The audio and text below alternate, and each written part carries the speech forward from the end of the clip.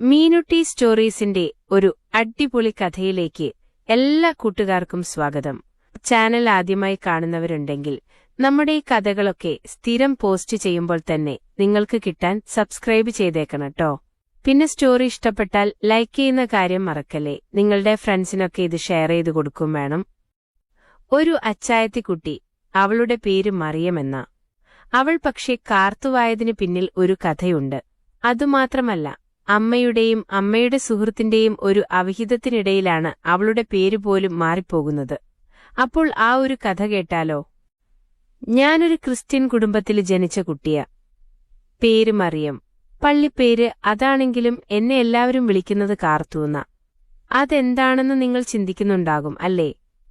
ഒരു ഹിന്ദു പേര്. അതിനൊരു കാരണമുണ്ട്.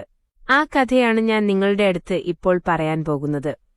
എന്റെ അപ്പൻ പള്ളിയിലെ കപ്പിയാര ജോസ്. എല്ലാവരും ജോസേട്ട എന്ന് വിളിക്കും.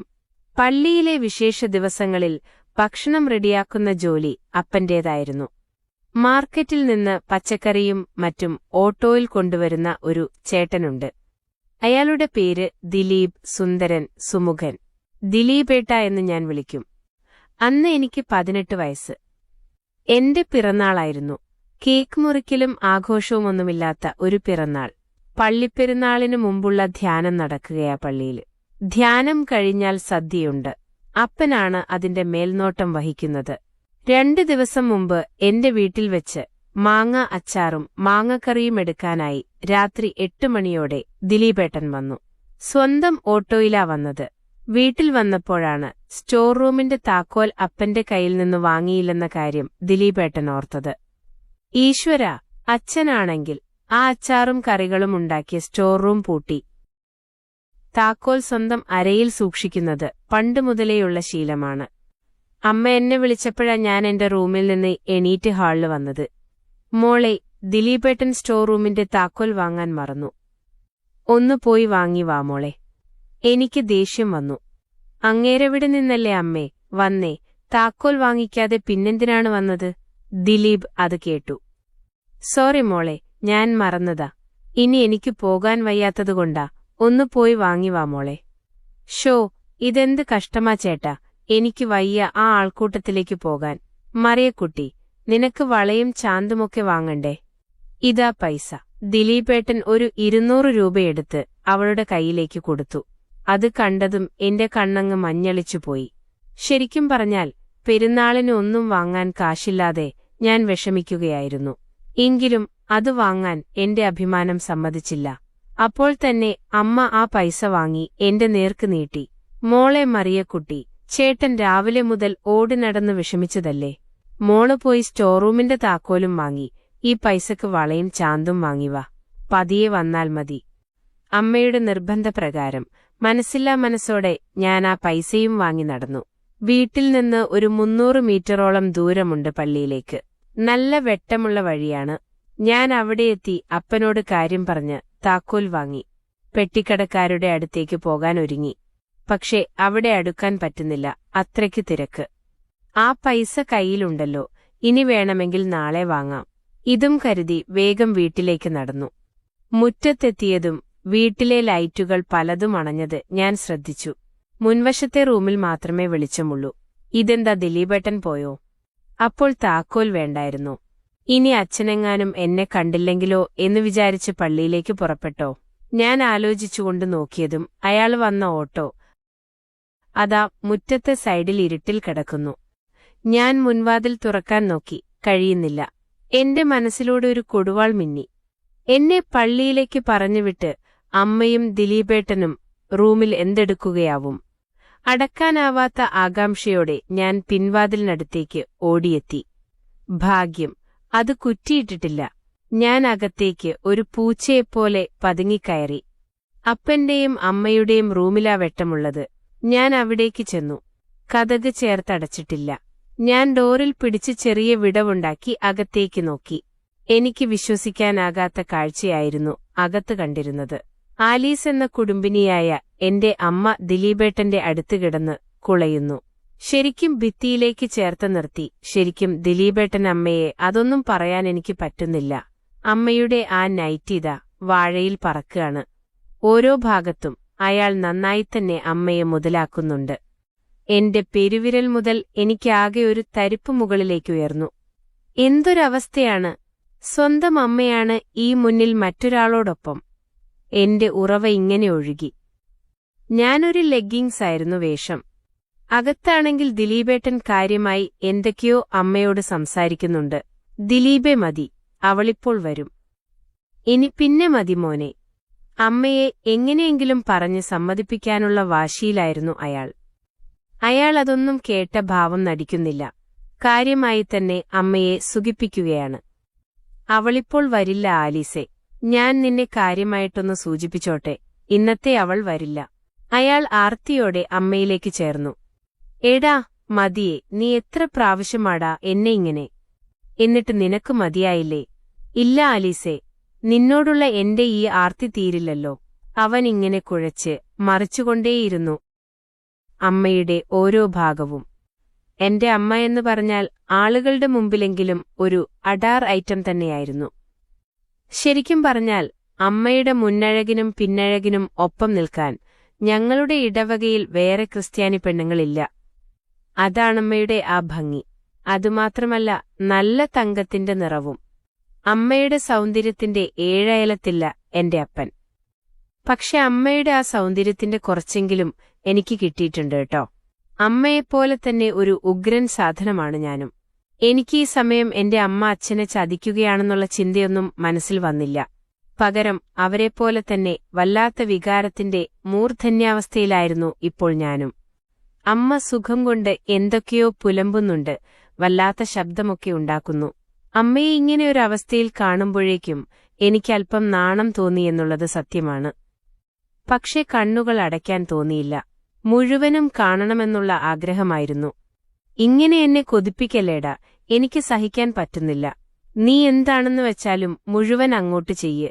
അമ്മ പറയുമ്പോഴേക്കും എങ്കിൽ നിന്റെ ഇഷ്ടം പോലെ തന്നെ ആയിക്കോട്ടെ എന്ന് പറഞ്ഞ് ദിലീപേട്ടൻ കാര്യപരിപാടിയിലേക്ക് കടന്നു. അപ്പോഴേക്കും ആ മുറിയിൽ താളത്തിൽ ഒരു ശബ്ദമുണ്ടായി. ആസ്വദിച്ച് അമ്മയുടെയും അയാളുടെയും ആ കലാവിരുതുകൾ ഞാൻ കണ്ടുകൊണ്ടിരുന്നു. ശരിക്കും പറഞ്ഞാൽ പണ്ടെപ്പോഴോ സ്കൂളിലൊക്കെ വെച്ച് കൂട്ടുകാർ കാണിച്ചു തന്ന ഫോണിലുള്ള ഓരോ സായിപ്പിന്റെയും മദാമയുടെയുമൊക്കെ ആ സന്ദർഭം ഞാൻ ഓർത്തു. അതിനേക്കാളും ത്രില്ലുണ്ട് സ്വന്തം അമ്മയാകുമ്പോൾ. ആസ്വദിച്ചു തന്നെ ഞാനത് കണ്ടുകൊണ്ടു നിന്നു. എന്തൊരു വലിപ്പമാണ്! ശരിക്കും പറഞ്ഞാൽ ആ ഫോണിൽ കണ്ട സായിപ്പിനെപ്പോലെ തന്നെയുണ്ട് അയാൾ. അയാൾ അമ്മയെ സ്വർഗം കാണിക്കുന്നുണ്ടാവും. എനിക്ക് സഹിക്കാൻ പറ്റിയില്ല. ഞാൻ ശരിക്കും പറഞ്ഞാൽ സ്വന്തമായിട്ടൊന്ന് സുഖിച്ചു തുടങ്ങി. സുഖിപ്പിച്ച് അവസാനം എന്റെ അമ്മയ്ക്കു മുന്നേ തന്നെ ഞാനിവിടെ സ്ഫോടനം നടത്തി. അതിനിടയിൽ അല്പസമയം കഴിയുമ്പോൾ തന്നെ എന്റെ അമ്മയും കുറെ കഴിയുമ്പോഴേക്കും ദിലീപേട്ടനും.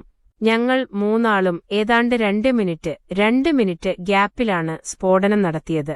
അപ്പോഴേക്കും ആകെ തളർന്ന് ദിലീപേട്ടൻ ആ ബെഡിന്റെ സൈഡിലേക്ക് വീണു. അമ്മയും അതുപോലെ തന്നെ മലർന്നു കിടന്നു. രണ്ടുപേരുടെയും കിതപ്പ് വല്ലാത്ത ശബ്ദത്തിലായിരുന്നു. ഞാൻ ആദ്യമായിട്ടാ ഇങ്ങനെയൊരു ശബ്ദം ലൈവായി കാണുന്നത്. എനിക്ക് സ്വന്തമായുള്ള സ്പർശനത്തിൽ ഇമ്മാതിരി സുഖമാണെങ്കിൽ എന്തുമാത്രം സുഖമായിരിക്കും അവർ രണ്ടാളും അനുഭവിച്ചത്. ഞാനിങ്ങനെ ചിന്തിച്ചു നിന്നതും പെട്ടെന്ന് പുറത്തുനിന്നൊരു വിളി കേട്ടു. ആലിസേ, എടി ആലിസേ, വാതിൽ തുറക്ക്. അപ്പന്റെ ഒച്ച. വാതിലിൽ തുടരെ മുട്ടും. ഞാൻ ഞെട്ടി. അതോടൊപ്പം അകത്ത് ദിലീപേട്ടനും അമ്മയും. ശബ്ദം കേട്ട് ചാടി എഴുന്നേറ്റു. വാതുക്കൽ നിൽക്കുന്ന എന്നെ കണ്ടതും അമ്മയ്ക്ക് ഞെട്ടിപ്പോയി. പെട്ടെന്ന് എല്ലാ ഡ്രസ്സും വാരിയിട്ട് നേരെയാക്കി ദിലീപേട്ടനും. അപ്പോഴേക്കും വാതിലിടിച്ചു വിളിക്കുന്നുണ്ടായിരുന്നു. അമ്മ എന്തു ചെയ്യുമെന്നറിയാതെ മുറിയിൽ വിറങ്ങലിച്ചു നിന്നു. പെട്ടെന്ന് എന്തോ തീരുമാനിച്ച പോലെ പുറത്തേക്ക് വന്നു. എന്റെ മുഖത്തേക്ക് നോക്കി. പെട്ടെന്ന് എന്നെ ഒരു നിമിഷത്തിൽ പിടിച്ചുവലിച്ച് ആ മുറിയിലാക്കി വാതിൽ പുറത്തുനിന്ന് കുറ്റിയിട്ടു. ദിലീപേട്ടനൊപ്പം ആ മുറിയിൽ അമ്പരന്നു നിന്നു ഞാൻ. വാതിൽ തുറന്നുകൊടുത്തപ്പോഴേക്കും അപ്പനും പള്ളിയിലെ കുറച്ചുപേരും അകത്തേക്ക് വന്നു. ദിലീപ്, എന്തേടി? ആ മുറിയിലുണ്ട്. നിങ്ങൾ ഒച്ചയുണ്ടാക്കരുത്, മോളുമുണ്ടകത്ത്. ഏയ്, അത് ശരി. നീ അതെന്താടി? അവർക്ക് കാവൽ നിൽക്കുകയായിരുന്നോ? അയ്യോ അല്ല, ഒച്ച കേട്ട് ഞാൻ പോയി നോക്കിയതാ. ഇച്ഛായ, ഞാൻ ദേ നിങ്ങളെ വിളിക്കാൻ തുടങ്ങുവായിരുന്നു. അപ്പോഴേക്കും ഡോറ് തുറന്നകത്തേക്ക് വന്നു അപ്പൻ. കൂടെ പള്ളിക്കമ്മിറ്റിക്കാർ രണ്ടുപേരും. അപ്പൻ ദിലീപേട്ടന്റെ ഷർട്ടിൽ കുത്തിപ്പിടിച്ച്, ഇറങ്ങടാ എന്റെ വീട്ടിൽ നിന്ന്. എന്റെ കൂടെ നടന്ന് സ്നേഹം കാണിച്ച് എന്റെ മോളെയും കണ്ട് ചതിക്കാനായിരുന്നല്ലേ. ഓരോ ചീത്തവാക്കും തെറിയുമൊക്കെ വിളിച്ച് ദിലീപേട്ടനെ അപ്പൻ തലങ്ങും വിലങ്ങുമടിച്ചു. അമ്മയും മറ്റു ചേട്ടന്മാരും പിടിച്ചുമാറ്റാൻ ശ്രമിച്ചു. എന്റെ ജോസേട്ടാ, നിങ്ങളവനെ ഇങ്ങനെ തല്ലിക്കൊല്ലല്ലേ. അടുത്ത പോംവഴി എന്താണെന്ന് ആലോചിക്ക്. എന്ത് പോംവഴി? അവന്റെ കൂടെ ഇറക്കി അങ്ങ് വിടും ഞാൻ. ജാതിയും മതവുമൊന്നും നോക്കണ്ട, എന്തായാലും എല്ലാം കഴിഞ്ഞു നിൽക്കുമല്ലോ ഇവള് എന്ന് നോക്കാനാ. അപ്പോഴേക്കും മറ്റൊരാൾ കമന്റ് ചെയ്തു, അത് തന്നെയാ വേണ്ടത്. ഇനി മറ്റൊരാൾക്ക് ഇവളെ കെട്ടിച്ചു കൊടുക്കാൻ പറ്റില്ല. ഇപ്പോൾ തന്നെ ഇറങ്ങാൻ പറയുന്നില്ല. നാളെ വെളുക്കുമ്പോഴേക്കും രണ്ടിന്റെയും കല്യാണം നടത്തിക്കൊടുക്ക് ജോസേ. വല്ലാത്ത ദേഷ്യത്തോടെ അപ്പനും ചേട്ടന്മാരും ഇറങ്ങിപ്പോയി. ഒരു തെറ്റും ചെയ്യാത്ത ഞാൻ എന്തൊക്കെയാ സംഭവിക്കുന്നതെന്ന് മനസ്സിലാക്കുമ്പോഴേക്കും ബോധരഹിതയായി പോകുന്നതുപോലെയായി. എന്തു ചെയ്യണമെന്നറിയാതെ തളർന്ന് കട്ടിലിലിരുന്നു ഞാൻ. ദിലീപേട്ടനെ നോക്കുമ്പോൾ പ്രത്യേകിച്ച് ഒന്നും സംഭവിക്കാത്ത പോലെയാണ്. ഒരു ഭാവവ്യത്യാസവുമില്ല അയാൾക്ക്. കൂളായി നിൽക്കുന്നു. കുറച്ചു സമയം കഴിയുമ്പോൾ അമ്മ അതാ എന്റെ റൂമിലേക്ക് വന്നു. അടുത്തിരുന്ന് എന്നെ ചേർത്ത് വിളിച്ചു. മോളെ, പൊറുക്കാനാകാത്ത തെറ്റാണ് അമ്മ ചെയ്തതെന്ന് എനിക്കറിയാം. പറ്റിപ്പോയി മോളെ. നിന്നെ ഞാൻ മനഃപൂർവ്വം കരുവാക്കിയതല്ല. എനിക്കപ്പോൾ എനിക്ക് വേറെ വഴിയുണ്ടായിരുന്നില്ല. അത് നന്നായി അമ്മേ. എല്ലാം ചെയ്തുവെച്ച അമ്മയല്ലല്ലോ തെറ്റുകാരി. ഒന്നും അറിയാത്ത ഞാനല്ലേ ചീത്തയായത്. ഒരു വിധത്തിൽ നല്ലതാ മോളെ. മോൾക്കിവനോടിഷ്ടക്കേടൊന്നുമില്ലെങ്കിൽ കൂടെ പൊയ്ക്കോ. ഒരു ദോഷവും വരില്ല. അവന് നിന്നെ ഇഷ്ടമാണെന്നെനിക്കറിയാം. മാത്രമല്ല, നിന്നെ കെട്ടിച്ചയക്കാനുള്ള പൈസയൊന്നും ഇപ്പോൾ നിന്റെ അപ്പന്റെ കയ്യിലില്ല. ഇനി ഇതാണ് നിന്റെ ജീവിതം. ഞാനൊന്നും മിണ്ടിയില്ല. ഇനിയിപ്പോൾ ഞാനിവിടെ എന്തു പറഞ്ഞാലും പ്രത്യേകിച്ച് കാര്യവുമില്ല. അതുമായി പൊരുത്തപ്പെടാൻ ഞാൻ മനസ്സിനെ പാകപ്പെടുത്താൻ ശ്രമിച്ചുകൊണ്ടിരുന്നു. പിന്നെ നീ കുറച്ചുമുമ്പ് കണ്ടില്ലേ, അതൊരു സ്വപ്നം പോലെ എന്റെ മോള് മറന്നുകളഞ്ഞേക്ക്. ഇനിയുമുണ്ടാകില്ല, ഉറപ്പ്. അമ്മ അത്രയും കൂടെ പറയുമ്പോഴേക്കും ഞാൻ വല്ലാത്തൊരു വെറുപ്പോടെ അമ്മയെ നോക്കി. എടാ ദിലീപേ, നാളെ രജിസ്റ്റർ ചെയ്യാനുള്ള കാര്യങ്ങൾ എന്തൊക്കെയാണെന്ന് നോക്ക്. കൂട്ടുകാരെ വേണമെങ്കിൽ വിളിച്ചൊക്കെ അറിയിക്ക്. ബാക്കി നമുക്ക് പിന്നെ നോക്കാം. അപ്പോഴേക്കും ദിലീപേട്ടൻ ഫോണെടുത്ത് ഡയൽ ചെയ്തുകൊണ്ട് പുറത്തേക്കിറങ്ങി. മോള് വിഷമിക്കുകയൊന്നും വേണ്ട. അവന്റെ വീട്ടിലെ അവസ്ഥയൊക്കെ ഈ അമ്മയ്ക്കറിയാം. ഒരു അമ്മയും ചേട്ടത്തിയുമാണ് അവനുള്ളത്. അച്ഛൻ ചെറുപ്പത്തിലേ മരിച്ചു. ചേട്ടൻ 4 കൊല്ലം മുമ്പ് മരിച്ചു. ആ ഭാര്യയാണ് വീട്ടിലുള്ളത്. ഇപ്പോൾ അവർ മാത്രമേ ആ വീട്ടിലുള്ളൂ. നീ അങ്ങോട്ട് ചെല്ലുമ്പോഴേക്കും പൊന്നുപോലെ നോക്കിക്കോളും. എല്ലാം കേട്ട് ഇത് തന്നെയാവും എന്റെ വിധിയെന്ന് വിചാരിച്ച് ഞാൻ അങ്ങോട്ടേക്ക് കിടന്നു. കുറേ സമയം കഴിയുമ്പോഴേക്കും കല്യാണത്തിനുള്ള ഒരുക്കങ്ങളൊക്കെ നടന്നിരുന്നു. അന്ന് രാത്രി ഞാൻ ഉറങ്ങിയിട്ടേയില്ല. രാവിലെ തന്നെ ദിലീപേട്ടൻ വന്നു. ആ വരവ് കണ്ടപ്പോൾ തന്നെ അയാൾ ഇതെല്ലാത്തിനും താൽപര്യപ്പെട്ടു തന്നെയാണെന്ന് എനിക്ക് മനസ്സിലായി. കാരണം വെള്ള ഷർട്ടും മുണ്ടുമൊക്കെ ധരിച്ച് നല്ല സുന്ദരനായിട്ടാണ് അയാൾ വന്നിരുന്നത്. അപ്പോഴേക്കും എന്നെ നോക്കി ദിലീപ്, ഇയാൾ എന്തിനാ എന്നെ ഇപ്പോൾ ഭാര്യയാക്കാൻ നോക്കുന്നേ? അയാൾക്കെങ്കിലുമുള്ള സത്യം പറഞ്ഞൂടെ? അമ്മയെ സംരക്ഷിക്കാനാണോ അയാൾക്കിഷ്ടം? ഞാൻ തുലഞ്ഞുപൊയ്ക്കോട്ടെ. ആർക്കും ഒന്നുമില്ലല്ലോ.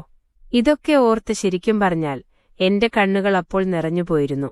ആ ഒരു യുദ്ധവും കഴിഞ്ഞാണ് അയാളിപ്പോൾ നിൽക്കുന്നത്. അയാൾ വേഗം എങ്ങോട്ടാണെന്നറിയില്ല, പുറത്തേക്ക് പോയി. കുറച്ചു കഴിയുമ്പോഴേക്കും എന്റെ അമ്മ വന്നു. മോളെ, ഡ്രസ്സൊക്കെ പാക്ക് ചെയ്തു വെച്ചിട്ടുണ്ട്.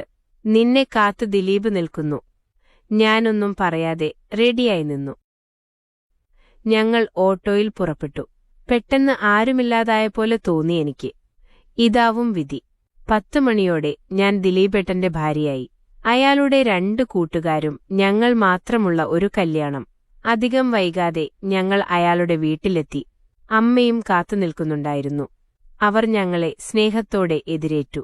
ഒരു പഴയ വീട്, പക്ഷെ തരക്കേടൊന്നും പറയാനില്ല.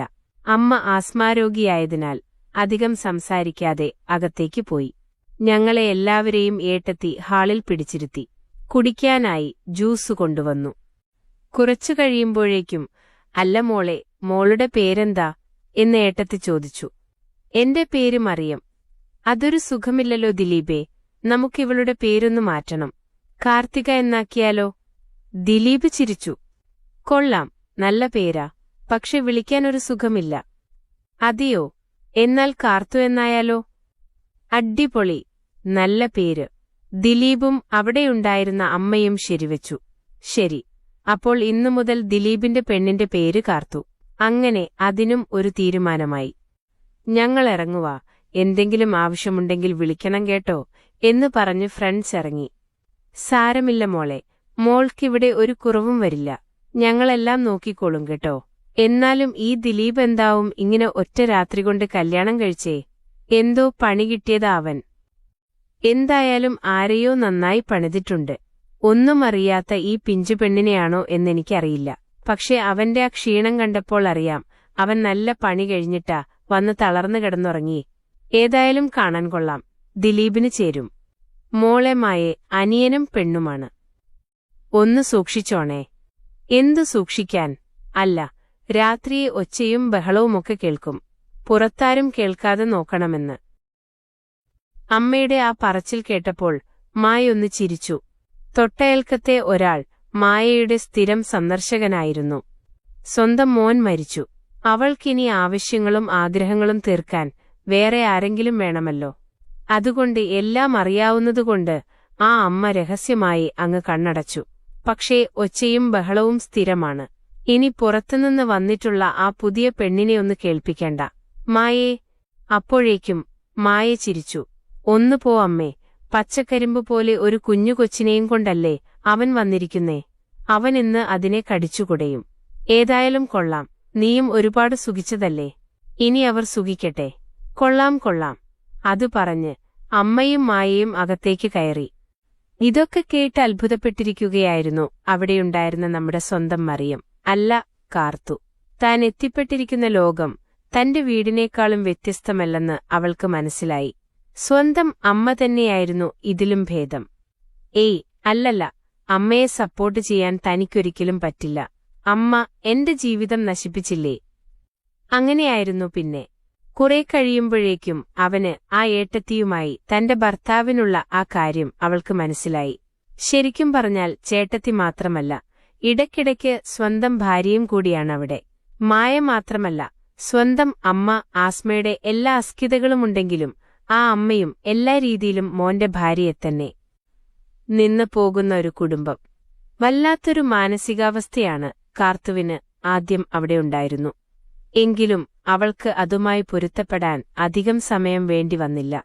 അധികം വൈകാതെ തന്റെ രഹസ്യക്കാരനുമായി മായച്ചേച്ചി അവളെ മുട്ടിച്ചുകൊടുത്തു. പിന്നെ പറയാനുണ്ടോ, അവിടെ ഒരു സ്വർഗം തന്നെയാണെന്നാണ് കാർത്തുവിന് ഇപ്പോൾ തോന്നുന്നത്. കാരണം ഒന്നിനും അവിടെ അവൾക്കൊരു മുട്ടില്ല, ഒന്നും രണ്ടുമല്ല. ഇനിയും അവൾ മനസ്സുവച്ചാൽ എണ്ണിയാലൊടുങ്ങാത്തത്ര സുന്ദരക്കുട്ടാപ്പന്മാർ ഇവിടെ വരും. അമ്മയെക്കാളും ഒരു ഉഗ്രൻ സൂപ്പർ ഐറ്റമായതുകൊണ്ട് തനിക്ക് ഏതായാലും കിട്ടാൻ മടിയുമില്ല. അവൾ മനസ്സിലോർത്തു, ദൈവം ഏതായാലും തനിക്ക് ഇങ്ങനെയൊരു കുടുംബത്തിലേക്ക് ഭാഗ്യം തന്നല്ലോ എന്നോർത്ത് അവൾ മനസ്സിൽ നന്ദി പറഞ്ഞു. ഇപ്പോൾ സ്വന്തം അമ്മയോടും അവൾക്ക് ഇഷ്ടക്കുറവില്ല കേട്ടോ. ശരിക്കും അമ്മ ഇതുപോലൊരവസരം തന്നതുകൊണ്ടല്ലേ തനിക്കിങ്ങനെ എപ്പോഴും സുഖിക്കാൻ പറ്റുന്നേ. അവൾ മനസ്സിലോർത്തു. ശരിക്കും നമ്മുടെ ആ അച്ചായത്തിക്കുട്ടി ഇപ്പോൾ കാർത്തുവായ ഇവിടെ വിലസുകയാണ്. ചെറിയ വിലസലൊന്നുമല്ലാട്ടോ. അമ്മായിയമ്മയുടെയും സ്വന്തം ചേട്ടത്തിയുടെയും മുൻപിൽ അവളിപ്പോൾ നൂൽബന്ധമില്ലാതെ അഗ്രനായി തന്നെ കലാപരിപാടികൾ നടത്തും. അവിടെ വരെ എത്തിയിട്ടുണ്ട് കാര്യങ്ങൾ. ശരിക്കും പറഞ്ഞാൽ മറിയത്തിന്റെ അല്ല നമ്മുടെ കാർത്തുവിന്റെ ഭാഗ്യം എന്ന് ഞാൻ പറയും. ആരും കൊതിക്കുന്ന ഒരു കുടുംബമല്ലേ. സ്വാർത്ഥതയില്ലാതെ എല്ലാം പങ്കുവയ്ക്കുമ്പോഴല്ലേ ശരിക്കും ഒരു കുടുംബമാകുന്നേ. അപ്പോൾ ഈ കഥ ഇഷ്ടപ്പെട്ടവരാണോ നിങ്ങളെല്ലാവരും? എങ്കിൽ കമന്റിടാൻ മറക്കല്ലേ. തീർച്ചയായിട്ടും ലൈക്ക് ചെയ്യുകയും വേണം. നിങ്ങളുടെ സുഹൃത്തുക്കൾക്ക് ഈ കഥയങ്ങ് അയച്ചു കൊടുക്കുകയും വേണം. അടുത്ത ദിവസം മറ്റൊരു സൂപ്പർ കഥയുമായി നിങ്ങളുടെ സ്വന്തം മീനുട്ടി വീണ്ടും വരും. Bye bye dears.